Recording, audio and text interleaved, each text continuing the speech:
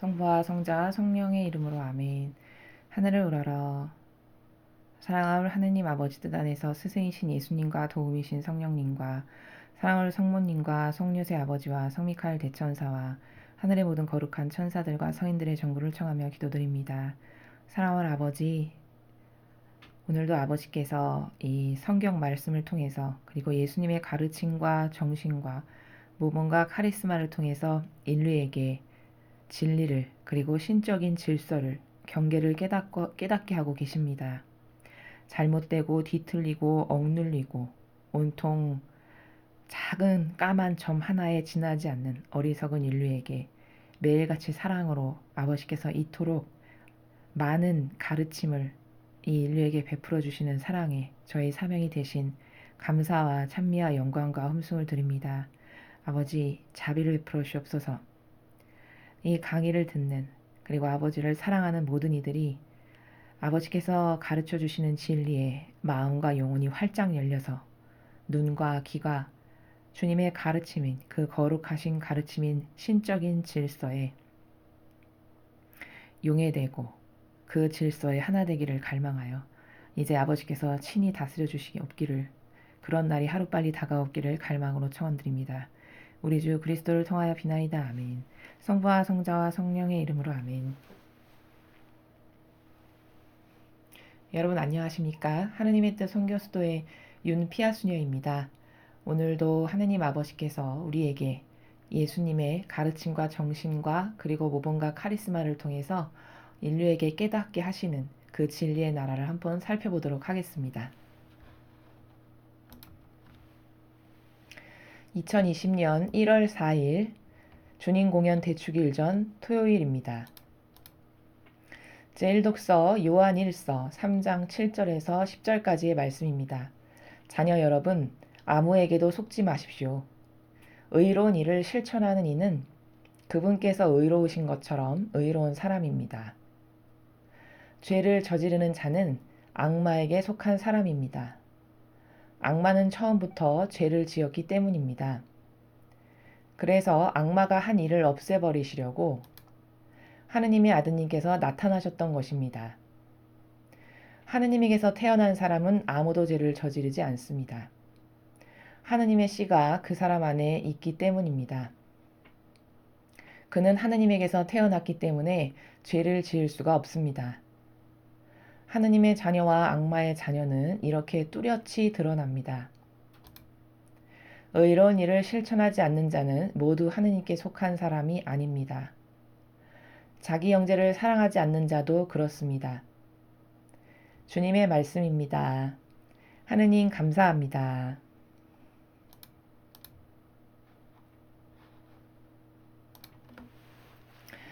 네, 오늘 1독서는 요한 1서의 내용입니다. 요 근래 들어서 우리가 요한복음에 대해서 많은 학습과 공부를 하고 있습니다. 이전 강의에서 말씀드렸듯이 사도 요한은 계시록을 집필한 사람으로서 그 요한 사도가 계시록을 집필할 당시 그리고 이렇게 요한복음을 통해서 우리가 사도 요한이 살아갔던 정신세계를 확인해 볼 수 있는데 이를테면 바오로 사도와는 좀 달리 자신에 대한 자신의 그 자아라고 하는 인간적이라고 하는 향기를 많이 뺀 자신을 많이 배제한 상태의 나라에서 아버지의 말씀을 전하고 있는 그런 아주 특징적인 다른 사도들과는 꽤 많이 그렇게 특징적으로 분류되는 그런 정신의 세계를 우리가 바라볼 수 있습니다. 물론 이것이 완성은 아닙니다. 완성은 예수님과 성모님의 모범만이 우리가 따라가야 될 지표이고 완성이죠. 그러나 12명의 사도 중에 가장 인간적인 향기를 덜 지니고 있었던 예수님의 사랑을 많이 받았던 그런 사도라는 점을 여러분에게 지난 강의에 이어서 다시 말씀을 드립니다. 그래서 요한복음이나 계시록을 대하실 때는 어떤 나라와 정신에서 이 사도 요한이 전하는 이야기를 들으셔야 하냐면 순전히 본질만을 전하고 있다. 인간적이라는 것은 거의 배제된 채 본질의 나라만을 성령의 영감을 받아서 성령께서 사도 요한을 통해서 지금 말씀하고 계신 것이고 작성하신 것이다. 라는 것을 우리가 내재적 관점으로 지니고 있는 상태에서 요한복음과 계시록을 읽으셔야만 그 세 개의 나라를 여러분께서 이해하실 수 있다라는 점을 미리 말씀드립니다. 오늘도 순전히 요한일서 지금 3장 7절에서 10절은 순전히 본질의 나라에서 이야기하고 있습니다. 자, 그럼 오늘은 어떤 본질의 나라에 대해서 이야기하고 있는가? 요 근래에 지금 사도 요한은 분별에 대해서 계속 이야기합니다. 사도 요한이 살아갔던 이 시대에도 굉장히 분별이 중요했습니다. 왜냐하면 굉장히 가짜가 많이 득세했고 진짜 같아 보이는데 사실 그 속과 내면은 완전히 하느님의 뜻과는 정반대되고 배치되는 세력이 주님의 교회를 차지하고 주도적 역할을 하고 리더를 하고 있었던 바리사야 율법학자가 판치던 그런 세대였습니다. 그렇기 때문에 사도 요한은 끊임없이 분별하기를 성도들에게 어떤 것이 진짜고 어떤 것이 하느님의 가르침과는 다른 가짜인지를 분별할 것을 계속 권고합니다. 자, 비단 이것은 이 시대에만 국한되는 것이 아님을 제가 또한 말씀드립니다. 하느님의 말씀은 이 성경이라는 것은 반복적이고 영속적이라는 것을 지난 강의에서도 말씀드렸습니다. 즉, 그 닥쳐있는 환경과 조건과 또 시대적 배경, 그때에 특별히 득세했던 악, 이런 것은 시대가 흘러가도 계속적으로 지금 반복되고 있고 과거 이스라엘에서만 국한돼서 생각한다라는 것은 하느님의 다스림의 법칙을 모르기 때문입니다. 우리가 성경을 배우고 꼭 진리를 알아야 하는 이유는 바로 여기 있습니다. 이게 수천 년 전에 그냥 지나간 말씀인데 나하고 무슨 상관이 있나 이렇게 생각하신다면 그것은 크나큰 오해입니다.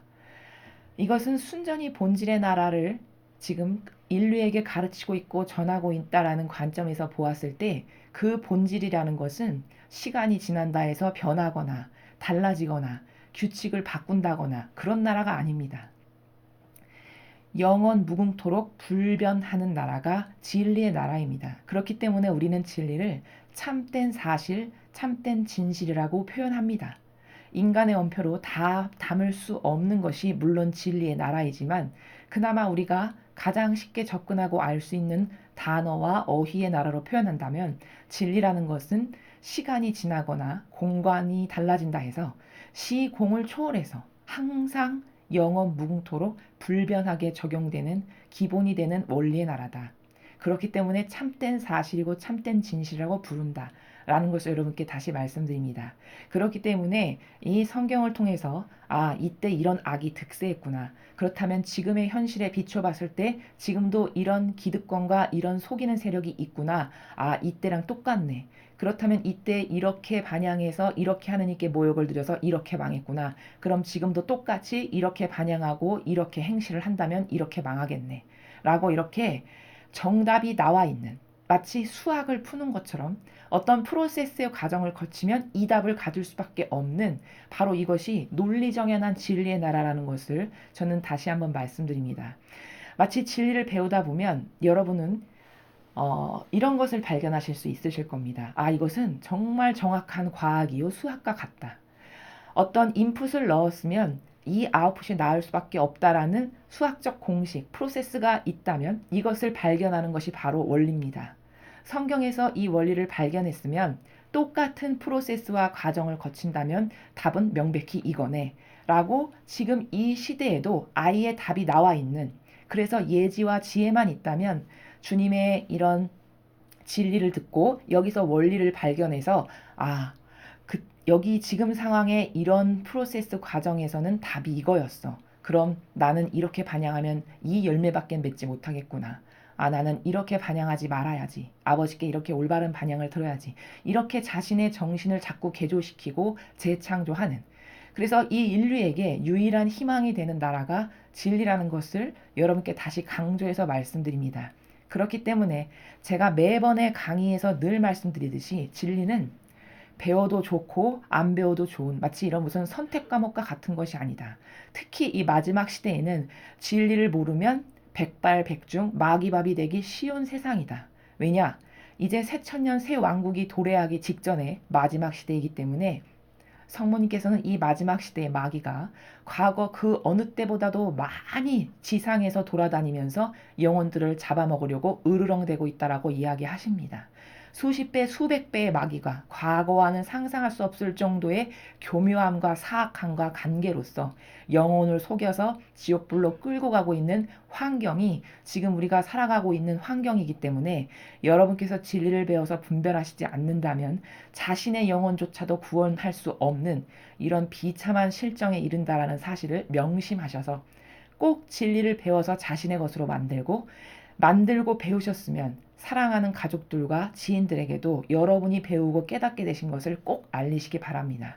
그래서 한 명의 영혼이라도 더 구원해서 아버지를 기쁘게 해드리는, 아버지 마음의 영광을 드러내는 그런 여러분들이 되시기를 제가 이 진리, 지금 요한복음을 읽기에 앞서서 먼저 선언적으로 말씀을 드립니다. 자, 본론으로 들어와서 요한일서 지금 3장 7절에서 10절을 보시면 서두에 이렇게 이야기합니다. 자녀 여러분, 아무에게도 속지 마십시오. 사도 요한은 지금 이 시대에 너무나도 많은 사람들이 속고 있다라는 사실에 안타까운 나머지 속지 말라라고 분별을 가르쳐주고 있다는 것을 우린 알 수 있습니다. 자, 이 시대는 누구에게 속았을까요? 바리사여 율법학자에게 다 속은 겁니다. 대다수의 이스라엘 백성들이 바리사여 율법학자가 하느님의 참된 일꾼이고 진짜 아버지 영광을 드러내는 사람들이라고 철석같이 믿었습니다.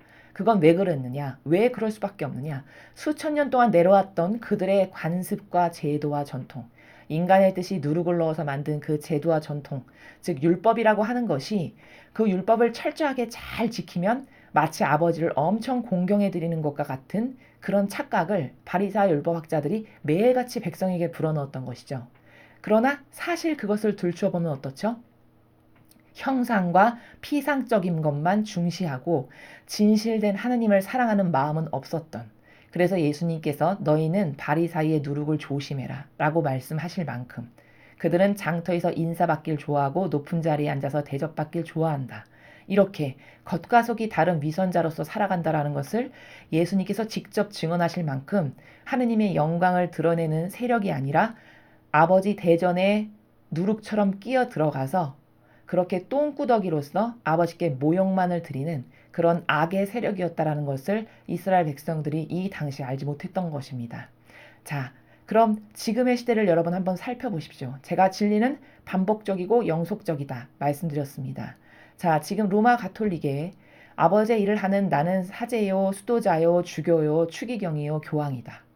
높은 자리에 앉아서 많은 권한을 가지고 있는 나는 하나님의 대리자다라고 이야기하는 그들이 맺은 열매를 한번 살펴보십시오. 예수 그리스도와 똑같은 정신세계에서 살아가려고 노력하는, 그래서 그런 열매를 맺은 사람을 여러분은 과연 보셨는지 여러분 자신의 양심에게 제가 묻고 싶습니다. 예수님은 한평생의 삶이 아버지의 뜻을 이루기만을 위한 온통 희생의 삶이셨습니다. 그분의 정신은 한평생 아버지께 배상과 보숙을 드리기를 갈망했던 삶이셨고, 자녀들, 죽어가는 자녀들을 대신해서 배상과 보속해서 그들을 천상의 나라로 다시 이끌기 위한 막중한 책임감을 갖고 이 지상에 오신 사랑 자체셨습니다. 자, 그리고 선하신 스승님, 이렇게 누가 부를 때 너 왜 나를 선하다 하느냐? 선하신 분은 한 분이신 하느님 아버지, 유일하게 그분 한 분뿐이시다. 이렇게 말씀하셨죠.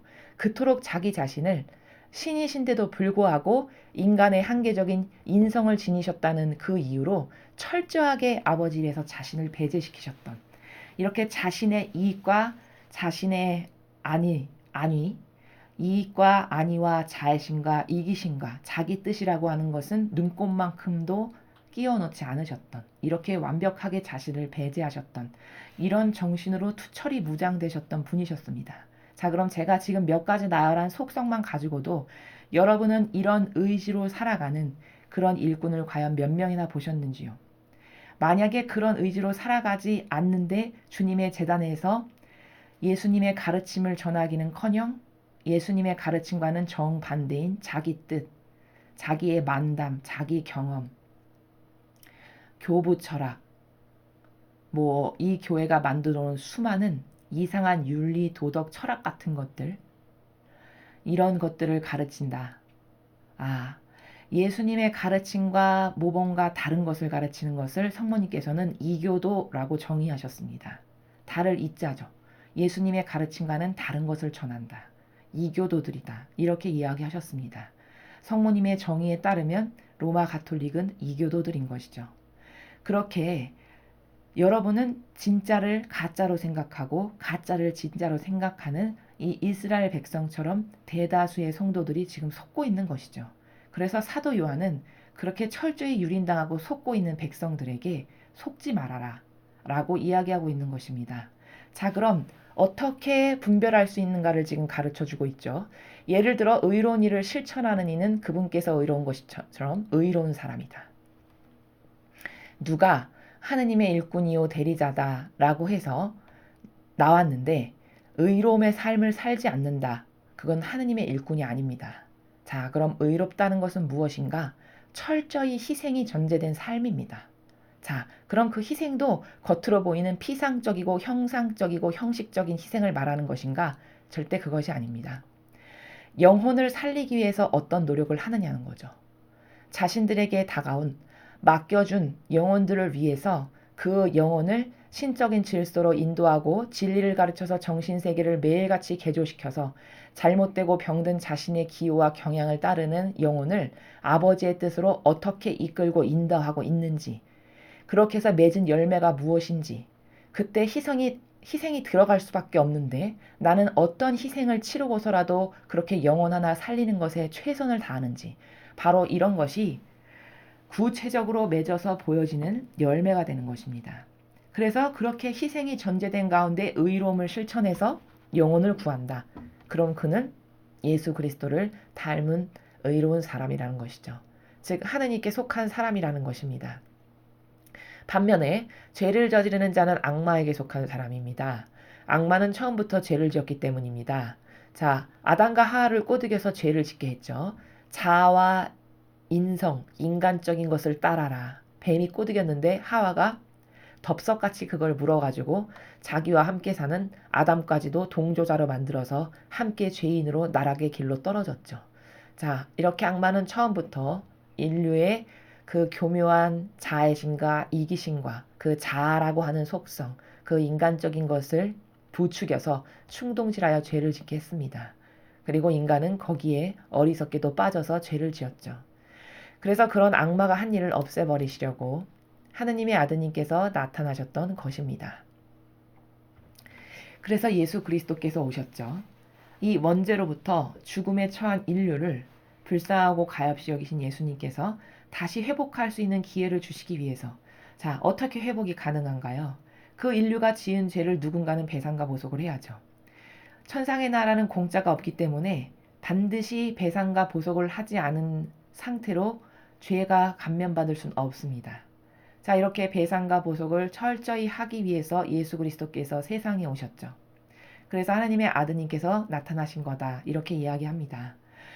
자, 그렇게 예수 그리스도가 오셨습니다. 그리고 그분은 하느님께서 어떤 분이신지를 너무나도 많은 사실적 팩트와 데이터를 통해서 12명의 제자를 통해서 군중들을 통해서 매일같이 가르치고 일깨우셨습니다. 천상의 나라가 어떤 건지, 그분의 뜻이 어떤 건지, 하느님의 신적인 질서가 어떤 건지, 이런 것들을 계속 가르치셨죠. 하느님에게서 태어난 사람은 아무도 죄를 저지르지 않습니다. 하느님의 시각 그 사람 안에 있기 때문입니다. 그는 하느님에게서 태어났기 때문에 죄를 지을 수가 없습니다. 자, 이것은 무슨 말씀이냐? 아니, 모두가 다 하느님에게서 태어난 거 아니야? 하느님이 만드시고 창조했다며. 그 하느님에서 태어나지 않은 사람이 어딨어? 이렇게 생각할 수도 있습니다. 자, 이 9절부터 나오는 하느님에게서 태어났다라는 것은 과거 마귀가 뿌려놓은 씨앗, 그 인간적이고 자아의 그 욕구, 욕망, 사욕과 욕망과 이기심과 자애심과 내 기호와 정서로 병든 인간의 그 사고방식을 과감히 버리고 예수님께서 오셔서 새롭게 가르쳐 주신 그 질서, 나는 율법을 완성하러 왔다 하셨죠. 완성하기 위해서 오셔서 예수 그리스도께서 가르치신 많은 모범과 가르침과 정신이 있죠. 아, 이게 맞는 거구나. 내 자아를 따른 건 나는 완전히 마귀에게 속아서 한평생 그것만을 따르고 사는 거구나. 아, 난 그걸 이제 따르지 말아야지. 과감히 버리고 하느님의 법, 신적인 질서를 따라야지. 이렇게 해서 그 하느님에게서 이 하느님의 정신, 아버지께서 가르쳐 주신 정신으로 다시 태어난 사람, 그것을 받아들이고 수용해서 갈망해서 그 정신 세계에 나도 용해되길 바래서 그 정신을 내 것으로 받아들여 나는 이제 그것만을 따르는 사람이야 라고 해서 새롭게 창조되고 새롭게 탄생한 사람, 이렇게 정신 세계가 새롭게 탄생한 사람을 하느님에게서 태어났다라고 지금 사도 요한이 이야기합니다. 그렇게 하느님에게서 새로 태어나면 어떻게 될까요? 과거에 썩은 온갖 부작용과 그 맞지도 않는 마귀의 그 씨가 뿌려놓은, 자신이 세워놓은 경계, 이것으로 점철됐던 그 사고방식을 버리고 하느님이 가르쳐 주시는 것으로 따르기로 한 사람은 영혼이 새로 태어난 거죠. 그렇게 새로 태어난 사람에게는 그 사람의 정신과 마음 안에 뿌려진 말씀의 씨, 아버지께서 가르쳐 주신 신적인 질서의 원리와 법칙이 내재적으로 들어있는 것이죠. 그래서 그것만을 따르기를 갈망하는 것이죠. 바로 이런 영혼을 하느님에게서 태어났다. 그러니까 죄를 지을 수가 당연히 없죠. 왜냐? 자신은 이제 과거의 자신으로 돌아가지 않으리라고 의지적으로 결심했고 맹세했고 하느님의 법만을 따르기를 서원하고 약속했기 때문에 이런 사람은 다시는 죄를 지을 수가 없다. 과거의 그 자기로 역겨운 사고방식으로 돌아가지 않는 이상 죄를 짓는 영혼이 되진 않는다. 이렇게 이야기하는 것입니다. 하느님의 자녀와 악마의 자녀는 이렇게 뚜렷이 드러난다. 자, 이렇게 분별의 기준을 사도 요한이 제시하고 있습니다. 의로운 일을 실천하지 않는 자는 모두 하느님께 속한 사람이 아닙니다. 자기 형제를 사랑하지 않는 자도 그렇습니다. 마지막으로 그 분별의 기준을 다시 한번 강조하고 있습니다. 자, 의로운 일을 하지 않는다. 의로운 일. 내가 하느님의 일꾼인데 자신을 희생하는 것이 보이지 않는다. 이건 다 가짜입니다. 이건 하느님께 속한 사람이 아니에요. 세상에서도 올바른 사람들은 자신을 희생해서 어떤 안타까운 경우에 그 불쌍하고 가련한 사람들을 구하죠. 세상 사람들도 이렇게 의인이 있을진데 나는 봉사자요, 자원한 봉사자요, 아버지를 하기로 약속하고 맹세했습니다 라고 하고 주님의 집에 왔는데 이런 예수님께서 보내주신 영혼들에 대한 의로운 희생의 정신이 없다. 이건 가짜죠. 이건 예수님의 삶과는 완전 다른 겁니다. 오히려 영혼을 죽이는 이상한 발언을 함으로써 잘못된 것을 가르쳐서 그것을 전파하고 영향력을 끼쳐서 그것이 뭔지도 모르고 그 누룩을 매일같이 받아먹어서 비소를 영혼에게 먹여가지고 모든 영혼을 지옥의 자식으로 만들어서 죽이게 한다. 예수님께서는 이것을 성경에서 얼마나 무섭게 말씀하셨냐면 착한 마음으로 하느님의 집에 다가온 영혼을 수십 배, 수백 배 지옥의 자식으로 만들어버린다. 이렇게 말씀하셨습니다. 다 바리사이와 율법학자를 두고 하신 말씀이시죠. 이렇게 겉으로는 난 하느님의 일꾼입니다. 라고 표양적으로는 보여지나 사실적 속의지의 열매가 맺은 것은 완전 정반대인 바로 이런 사람들이 맺은 열매는 영혼을 매일같이 죽이는 것이다라고 예수님께서 입증하신 것입니다. 자, 하느님께 속하지 않았는가 속했는가는 이렇게 분별할 수 있는 기준이 아주 많습니다. 여러분이 조금만 생각하시면 모든 답은 다 예수님께 있어요. 예수님이 오셔서 어떤 것을 어떤 정신으로 행하셨는가를 조금만 살펴보시면 아, 저 사람은 예수님의 정신과 닮았네 안 닮았네를 금방 아실 수 있습니다. 자기 형제를 사랑하지 않는 자도 그렇다. 여러분 여기 사랑의 나라를 지금 이야기하는데 사랑의 나라는 몇 시간에 걸쳐서 이야기해도 다 하지 못할 만큼 매우 넓고 광활한 세계죠. 물론 아버지께서 가지고 계신 속성의 모든 나라가 다 그렇습니다만 사랑은 특히 더합니다. 그것은 왜 그러냐? 이 인류가 사랑에 대한 오해가 너무 많기 때문입니다. 사람들은 보통 사랑을 어떻게 이해하는가? 내가 좋아지는 것을 사랑이라고 생각합니다. 그래서 어떤 젊은 남녀가 서로의 짝을 찾는 프로그램을 보면 제가 예전에 그것을 보고 아, 저 정신은 잘못됐는데 누가 가르쳐주는 사람이 없어서 저 정신을 갖고 있구나 라고 생각했던 적이 있었는데 한 여성이 앞으로 결혼할 상대인 자기 짝을 찾는데 어떤 남성을 하나 선택했습니다. 그래서 그 진행자가 물어봤어요. 그 남성을 왜 선택했습니까? 그랬더니 그 여성이 하는 대답이 너무 자상하고 착해 보이고 저한테 잘해줄 것 같아서요. 이렇게 이야기하는 것을 보았습니다. 아마 지금 시대에 살아가는 대부분의 청춘 남녀들이 다 이런 대답을 할 거라고 저는 생각합니다. 왜냐? 사랑이 무엇인지 모르기 때문이죠. 자, 모든 답은 예수님과 성모님이 다 가지고 계십니다. 예수님과 성모님의 사랑을 한번 볼까요? 예수님은 어떤 사랑의 정신을 갖고 계셨죠? 죽어가는 영혼을 살리기를 자신의 목숨까지도 버릴 만큼 열정적으로 희생하는 것을 마다하지 않았습니다. 그래서 십자가상 위에서 돌아가시기까지 그것을 자원으로 선택하신 것이죠. 자, 그럼 사랑이라는 것은 뭐냐? 희생이 전제된 겁니다. 희생이 들어가지 않았다? 그것은 사랑이 아니에요. 상대방이 좋아지는 것을 보고 내가 기쁨을 느낄 수 없다. 어떤 사람을 선택하는데, 결혼하기 위해서 배우자를 선택하는데, 아, 저 사람이 이런 속성은 참 예쁘고 아름다운데 요것이 하나 비어있구나. 요 비어있는 것을 나의 희생으로 채워줘야지. 그럼 저 사람이 90%에서 100%가 될 수 있겠어. 아, 참 행복하고 기쁘다. 나의 희생으로 저것을 채워줄 수 있으니까. 이런 정신으로 선택을 한 사람은 영원토록 행복하게 살 수 있겠으나 내가 좋아지기 위해서 어떤 사람을 선택했다. 이건 영원한 불행의 나락으로 이미 발을 내디딘 것과 같습니다. 자, 그것은 왜 그러냐? 여러분, 사람은 변덕스럽고 항구하지가 못하죠. 인간의 한계성입니다. 그렇기 때문에 사람은 좋을 수도 있고 나쁠 수도 있고 좋은 날도 있고 나쁜 날도 있는 것이 인생의 진리입니다. 그런데 어떤 사람을 결혼할 때는 좋은 면만 보고 선택해서 결혼을 했는데 살다 보면 안 좋고 부족한 점을 더 많이 보게 되겠죠. 매일같이 볼 수밖에 없는 상황이니. 자, 근데 내가 좋아지기 위해서 선택을 했어요. 그럼 부족한 것이 보일 때마다 어떻게 될까요? 실망하게 되고 낙담하게 되고 어떤 거기서 선택을 잘못했구나. 이렇게 변덕이 나오게 되겠죠. 그럼 어떻게 될까요? 얼마 살지 않아서 이혼하는 일이 허다하게 되는 것이죠. 신의를 지키는 것이 희생이 전제된 것인데 신의를 지킬 마음이 없어요. 이미 선택을 잘못했기 때문에. 그럼 어떻게 될까요? 과감히 버리는 것이죠. 이래서 우리나라의 이혼율이 그토록 높은 것입니다. 근데 예수님과 성모님의 사랑의 정신세계를 보면 절대 그렇지가 않았어요. 두 분은 한없이 희생하는 것을 기쁨으로 여겼습니다. 그 두 분의 사랑과 아버지의 사랑을 쬐끔 닮은 것이 부모가 자식에게 주시는 사랑입니다. 올바른 부모가 자식에게 온 몸과 마음과 목숨을 다 바쳐 희생하기를 꺼리지 않고 기뻐하시죠. 이것이 하느님의 사랑을 조금 닮은 어버이의 사랑입니다. 자, 온 인류가 이런 사랑의 정신으로 서로 사랑하는 삶을 살 수 없다. 이것은 불행밖에는 그 열매의 결과를 맺을 수가 없는 것이죠. 여기서 사도 요한이 이 사랑이라고 하는 나라가 바로 그렇습니다. 자기 형제를 사랑하지 않는 자. 자, 자기 형제가 있는데 이렇게 내가 수용하고 끌어안고 모든 것을 받아들이고 인내하고 감수함으로써 사랑하는 이런 것이 아니다. 그럼 그것은 예수님의 정신과 가르침과 모범과 카리스마와는 완전 다른 것이죠.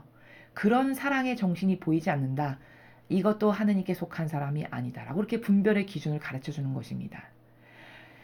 그래서 사도 요한은 요 근래에 하느님이 어떤 분이신가, 누가 하느님께 속한 자녀인가, 누가 하느님께 속한 일꾼인가, 여러분이 분별하고 절대 속으면 안 된다라는 것을 지금의 이 시대에 살아가는 우리에게도 매우 중요한 가치 기준이다, 절대적 원리다라는 것을 우리가 잊지 말고 마음에 새겨야 하겠습니다.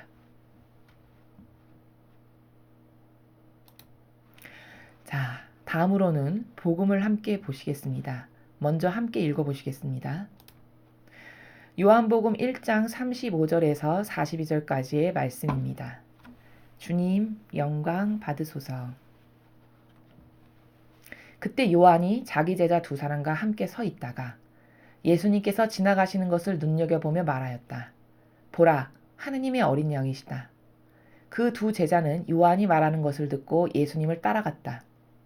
예수님께서 돌아서시어 그들이 따라오는 것을 보시고 무엇을 찾느냐 하고 물으시자 그들이 랍비 어디 묵고 계십니까 하고 말하였다. 랍비는 번역하면 스승님이란 말이다. 예수님께서 그들에게 와서 보아라 하시니 그들이 함께 가 예수님께서 묵으시는 곳을 보고 그날 그분과 함께 묵었다. 때는 오후 4시쯤이었다. 요한의 말을 듣고 예수님을 따라간 두 사람 가운데 하나는 시몬 베드로의 동생 안드레아였다. 그는 먼저 자기 형 시몬을 만나 우린 메시아를 만났소 하고 말하였다. 메시아는 번역하면 그리스도이다. 그가 시몬을 예수님께 데려가자 예수님께서 시몬을 눈여겨보며 이르셨다. 너는 요한의 아들 시몬이구나. 앞으로 너는 케파라고 불릴 것이다. 케파는 베드로라고 번역되는 말이다. 주님의 말씀입니다. 그리스도님 찬미합니다.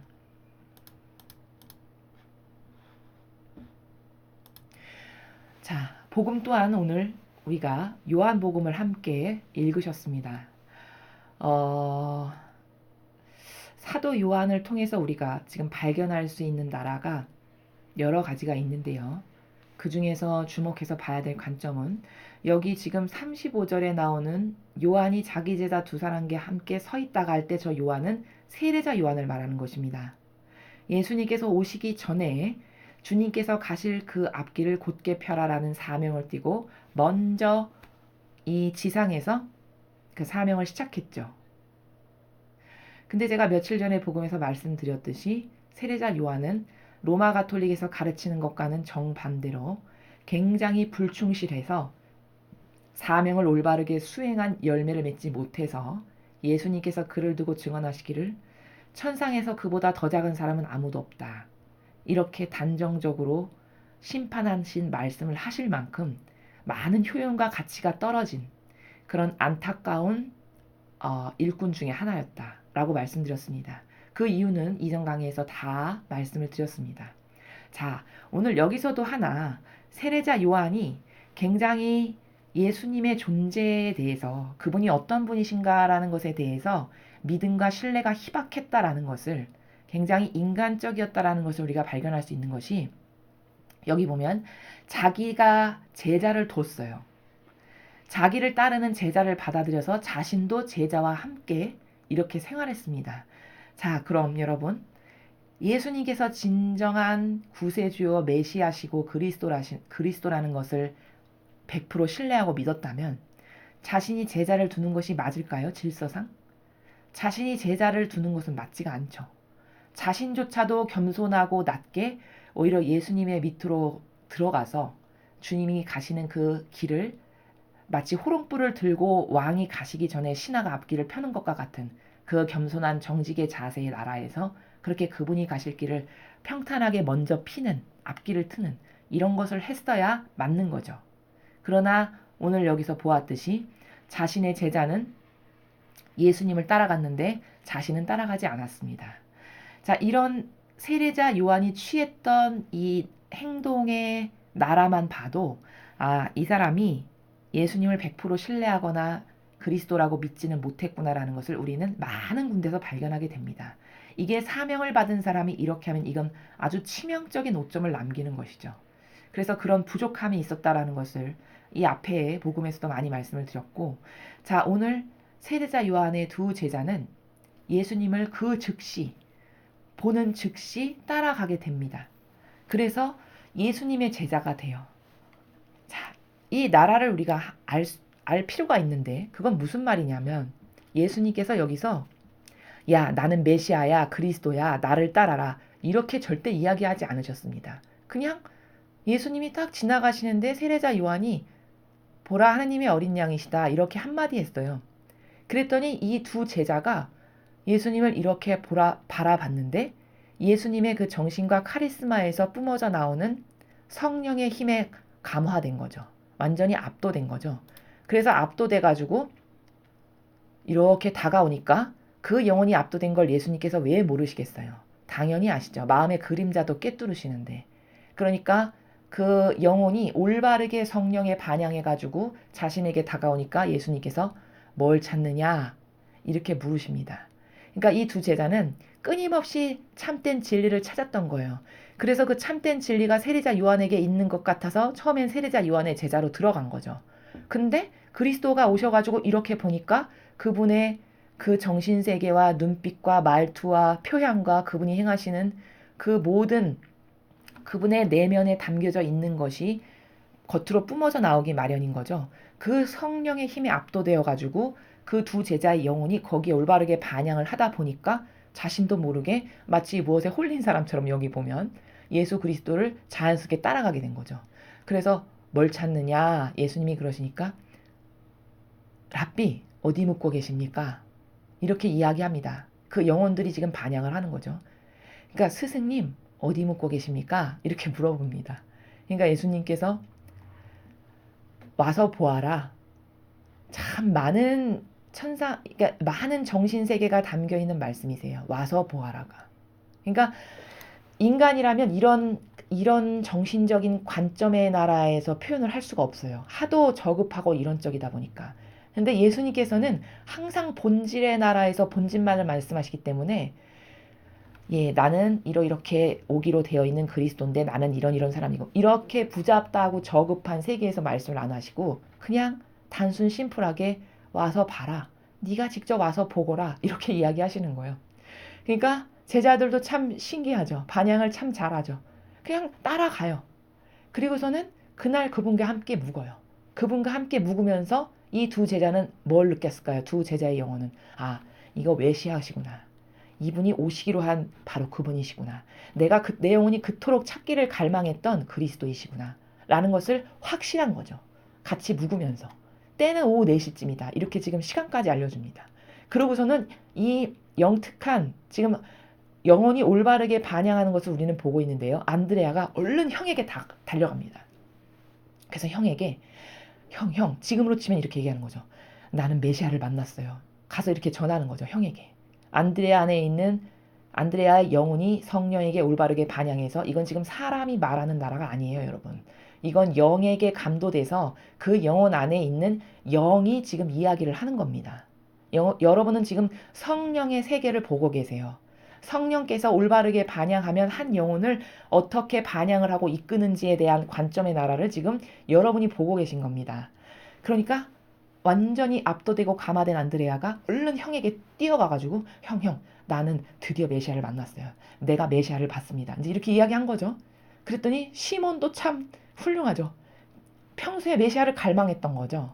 그리스도를 만나기를 갈망했던 거예요. 그러니까 시몬의 영혼이 또 반향을 해서 함께 얼른 동생 말을 듣고 따라간 거죠. 그러니까 예수님께서 시몬을 굉장히 주의 깊게 눈여겨보시면서 자, 여기 눈여겨보셨다는 건 뭘까요? 그의 영혼을 꿰뚫어 보고 계신 거죠. 어떤 아이인가? 어떤 근성과 속성을 가진 아이인가? 아버지가 나한테 보내신 아이인가? 이렇게 보시는 거죠, 지금. 그리고서는 말씀하십니다. 검색이 딱 끝난 거죠, 스캔이. 예수님의 정신세계로 스캔이 딱 끝나고 나서 뭐라고 하셨냐면 너는 요한의 아들 시몬이구나. 앞으로 너는 케파라고 불릴 것이다. 이렇게 얘기하십니다. 그러니까 인간처럼 구구절절하고 자세하게 뭔가 설명을 하거나 부연적인 말을 덧붙이거나 이런 나라가 아니에요, 여러분. 신적 질서의 세계 나라라는 것은 그러니까 아름답고 굉장히 매력적이고 이 세계에서 계속 살면 이 나라가 점점 확장되는 저는 그렇게 되기를 너무 매일 갈망하는데 아직 너무나도 부족하지만 이 관점과 원리의 나라로 사고방식이 이렇게 점점 확장돼 가지고 이렇게 부잡다하고 저급한 이론적인 세계에서 안 살고 이 세계에서 계속 살면 이 성경을 더 잘 이해하게 되는 거죠. 예수님은 이렇게 어떤 말씀을 하나 하셔도 관점적으로 그냥 하나 툭 던지세요. 여기 너 나를 따라와서 제자가 되거라. 이렇게 얘기하신 것도 아니에요. 그냥 너 요한의 아들 시몬이구나. 너 앞으로 케파라고 부를 거다.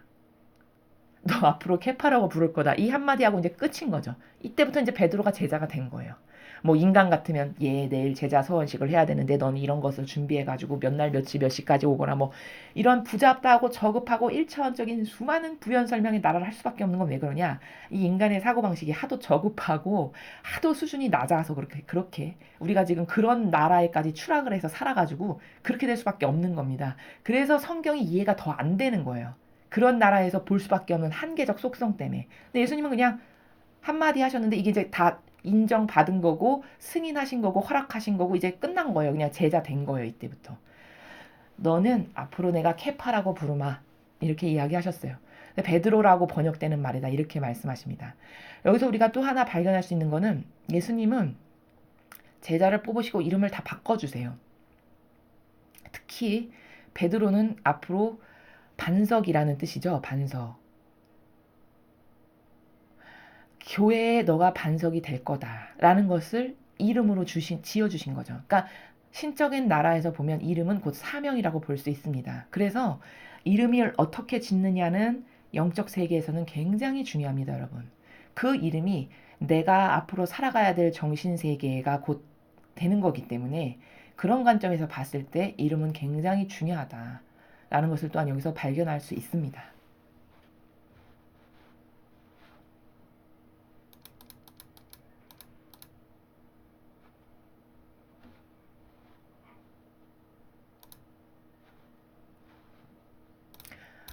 자, 우리는 오늘 계속 요 근래에 요한 사도의 그 복음 그리고 서간에 대해서 공부를 하고 있는데요. 요한 사도의 서간을 읽으실 때는 특히 이게 더 본질적인 세계에서 이야기하는 거기 때문에 그 형상에 갇혀서 읽다 보면 더 이해가 안 될 수밖에 없다. 그러므로 여러분은 자꾸 성경을 대하실 때 이게 본질의 관점의 나라에서 이게 무슨 뜻일까?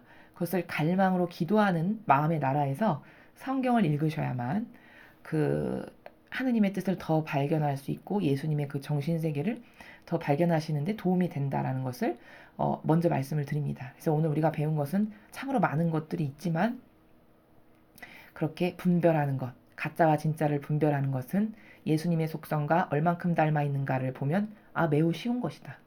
그리고 이렇게 영혼이 성령에 의해 인도되고 반영한다라는 세계가 무엇인가를 오늘 두 제자를 통해서 우리는 보았습니다. 그러니까 굉장히 성령 하면 막연하고 피상적이고 어떤 눈에 보이는 인간의 이론적인 이 형상으로 눈에 보이는 세계가 아니기 때문에 마치 무슨 무당이 뭘 찾는 것과 같은 이런 식으로 이해를 하신 분들이 굉장히 많아요. 근데 성령이라는 것은 영의 세계로서 그 영혼이 어떤 영에 압도되면 반향을 통해서 성령께서 역사하신다는 것을 확인할 수가 있는 이건 막연하고 피상적인 게 아니라 구체적이고 사실적인 나라다.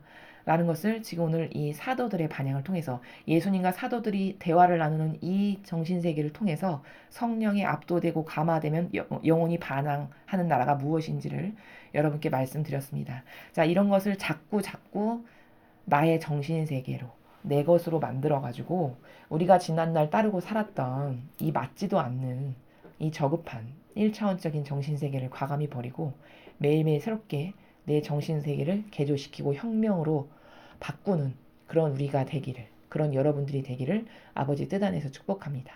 이상으로 2020년 1월 4일 주님 공연 대축일 전 토요일 복음 해설을 마치겠습니다. 감사합니다.